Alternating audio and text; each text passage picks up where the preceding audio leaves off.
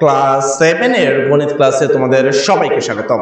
আজকের এই ক্লাসে আমরা তোমাদের ক্লাস 7 এর যে অধ্যায় 11 রয়েছে অর্থাৎ পরিসংখ্যান, সেই অধ্যায়ের 13 নম্বর 14 নম্বর অঙ্কগুলো করে দিব এবং 15 নম্বর অঙ্কগুলো করে দিব।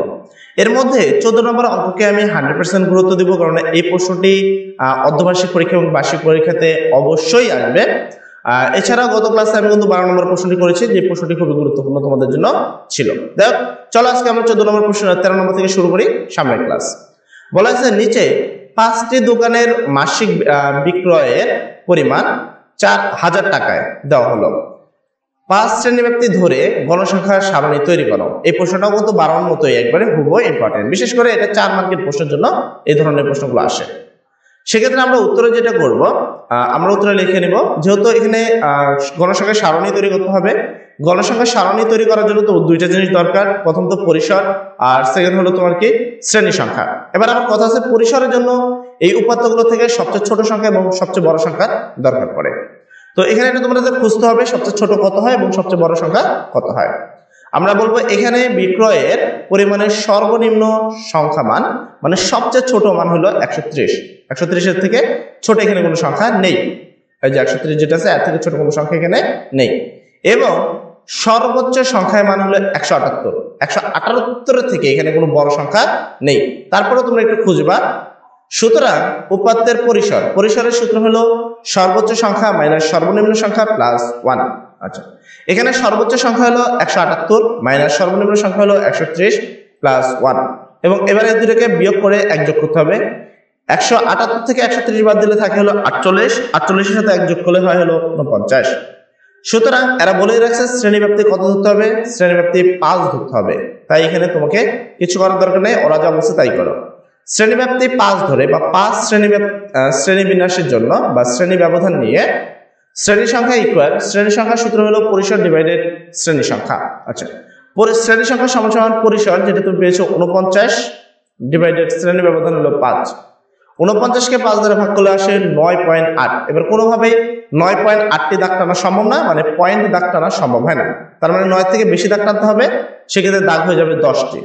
অতএব সুতরাং শ্রেণী সংখ্যা হবে 10টি। তাহলে 10টি হয়েছে, টোটাল দাগ বা 11টি। আচ্ছা, এখানে তোমরা দেখতে পাচ্ছ এখানে দাগ যেভাবে টানা রয়েছে, মানে এখানেও তোমরা এভাবে দাগগুলো টানবা, যে এভাবে যে দাগগুলো আছে এরকম ভাবে দাগ টানবা, ঠিক আছে? এভাবে দাগগুলো টানবা। গাইডে এই কাজটি এরা এইভাবে করছে, তাই তোমরা এভাবে টানবা, এভাবেই তোমাদের করার নিয়ম। এই খারাপভাবে তোমাদের এভাবে টানতে হবে দাগগুলো। আচ্ছা, সেক্ষেত্রে কয়টা দাগ টানবা? টোটাল 12টি দাগ টানবা, যেহেতু 10টি মান পাইছো। উপরে একটা এক্সট্রা, নিচে একটা এক্সট্রা, আর মাঝখানে হলো 10টা, যেহেতু ওরা বলছে 10টা, মানে এখানে 10টা লাগবে।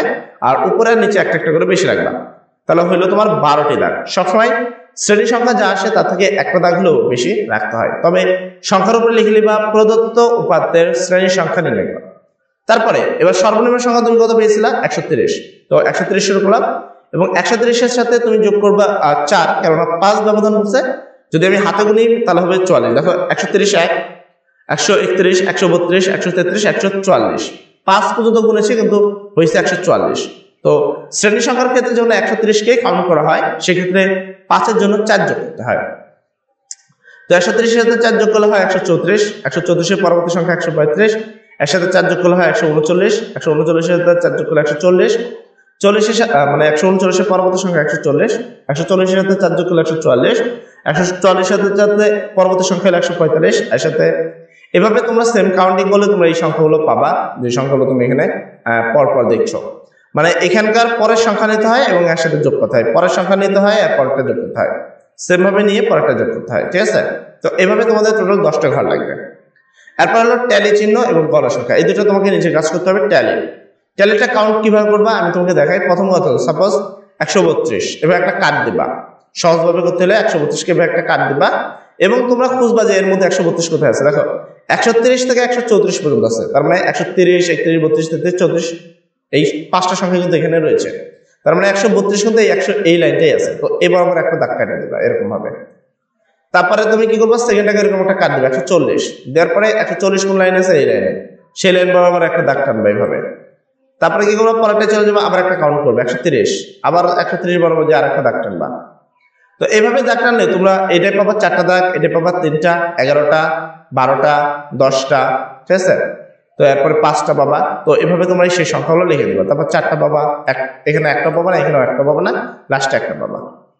তো এই সংখ্যাগুলো তোমরা এইভাবে কাউন্টিং হিসাবে লিখবা, ঠিক আছে? তো আমরা তো এইগুলো দেখাতে লাগলে আসলে একটা একটা করে খুঁজে খুঁজে কাউন্টিং করতে হলে অনেক সময় লাগে। আমরা তোমাদের পদ্ধতিটা দেখাই দিলাম, তোমাদের কাজটা সেভাবে করতে হবে। অর্থাৎ মোট এই যে ট্যালি সংখ্যা যোগ করবা, যেটা হবে 50টি, কেননা প্রশ্নে বলে রাখছে যে 50 জন দোকানদার। আচ্ছা, মোটামুটি আমাদের 13 নম্বর প্রশ্নটা কভার হয়ে গেল। এবার আসি আমরা 14 নম্বর প্রশ্ন, যেটা তোমাদের জন্য খুবই গুরুত্বপূর্ণ।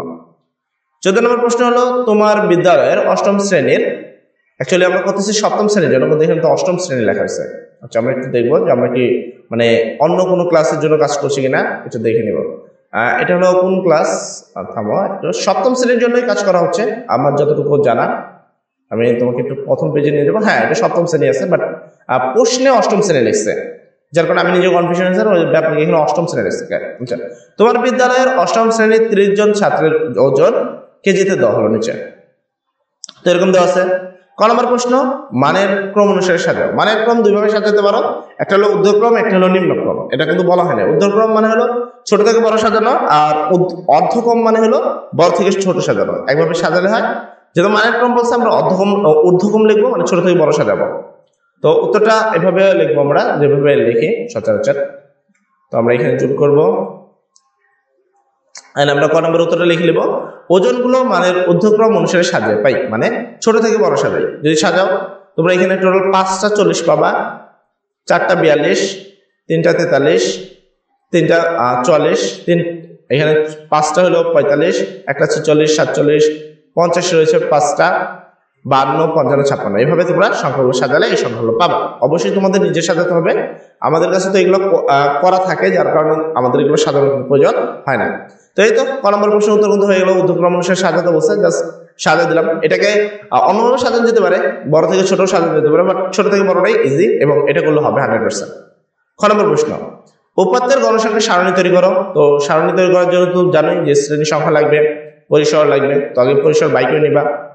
তো আমরা একটু চলে যাবো উত্তরে। খ নম্বর, এখানে সর্বনিম্ন সংখ্যা 40, সর্বোচ্চ সংখ্যা হলো 56। পরিসর সব এটা ব্র্যাকেট হবে, এখানে ব্র্যাকেট দেন এখানে। আচ্ছা, সর্বোচ্চ সংখ্যা মাইনাস সর্বনিম্ন সংখ্যা +1, মানে 56 - 40 +1 = 17। শ্রেণী সংখ্যা ইকুয়াল পরিসর ডিভাইডেড শ্রেণীর ব্যবধান। পরিসর কত তোমার 17, আর শ্রেণীর ব্যবধান আমি কি বলছে কত, ওরা কত শ্রেণীর ব্যবধান বলে 30টি সংখ্যা। আমি বলছিলাম যে 40টি সংখ্যা বা 40টি সংখ্যা পর্যন্ত যদি হয় সেক্ষেত্রে 5 নিতে, আর বেশি হলে 10। তাই এখানে শ্রেণী ব্যবধান 5 নেওয়া হয়েছে, আর যদিও লেখা নেই, এরা লেখা উচিত ছিল। 17কে 5 দ্বারা ভাগ দিলে হয় 3.4। এখন 3.4 তো দাগ সম্ভব না, 3 থেকে বেশি দাগ দিলে সেটা 4 দাগ হয়ে যাবে। তাই এখানে সমান 4 দিয়ে দিবা। যেহেতু সর্বনিম্ন সংখ্যা 40, তাই 40 থেকে শুরু করবা। 40 থেকে শুরু করে 5 শ্রেণী ব্যবধান ধরে গণসংখ্যার সারণী তৈরি করা হলো। আমি এটা একটু আগেই তোমাকে বুঝালাম। 40, তার সাথে 4 যোগ করলে 44, পরবর্তী সংখ্যা 45, 4 যোগ করলে 49, পরবর্তী সংখ্যা 50, 4 যোগ করলে 54, পরবর্তী সংখ্যা 55, তার সাথে 4 যোগ করলে 4 হয়ে গেল। কটা দেখতে হবে? 4টা। তারপর 6টা টান হয়েছে, 1 2 3 4 5 6, দেখছো? আচ্ছা, এরপর ট্যালি চিহ্ন কিভাবে দেখবে এটা দেখালাম। দেন এখানে তোমরা পাবে হলো 15টি, তারপরে দাগ টানবে হলো 60টি, তারপর পাবে 6টি, তারপর 2টি, টোটাল হলো 30টি। এই তো মোটামুটি তোমাদের 14 নম্বর প্রশ্নের উত্তরটি হয়ে গেল। নেক্সট ক্লাসে আমরা 15 নম্বর থেকে শুরু করবো ইনশাআল্লাহ। তো আজকের ক্লাসে আমরা এতটুকুই রাখবো। সবাই ভালো থাকো, সবার জন্য দোয়া করি। আসসালামু আলাইকুম।